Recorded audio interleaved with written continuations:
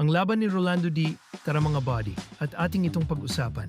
Isang magandang balita ang mga body para sa ating mga Pinoy boxing fans dahil sa kakatapos lamang na laban sa pagitan ni Bernacle, Super Welterweight World Champion Rolando D at ng 2-Division World Champion na si Polly Malignaggi ay nakuha ni Rolando D ang panalo. Iba talaga ang lakas ng isang Pinoy dahil hindi na pinaabot pa ng desisyon ni Rolando D. Knockout ang sinapit ni Polly Malignaggi sa round 2.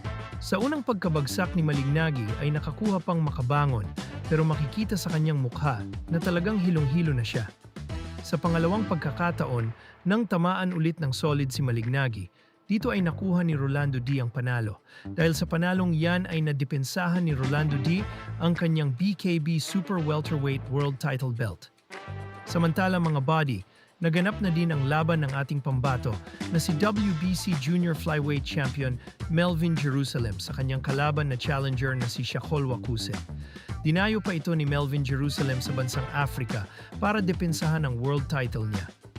Isang malungkot nga ang pagkatalo ni Jerusalem. Matatandaan kasi nitong nakaraang buwan lang ay nadaya ang dalawa nating pambato sa bansang Africa. Gaya ng inaasahan natin ay ganun din ang ginawa kay Jerusalem dahil bigo itong manalo sa kanilang laban.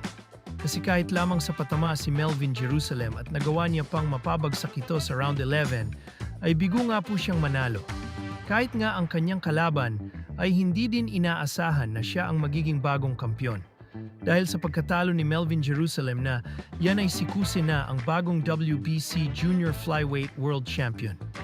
Sa kabilang banda naman mga body, matapos manalo ni Carl James Martin kahapon laban sa veteranong si Carlo Demesilo ay maraming dismayadong mga fans.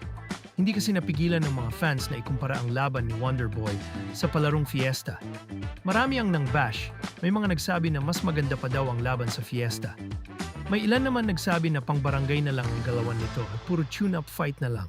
Ano masasabi niyo dito mga body?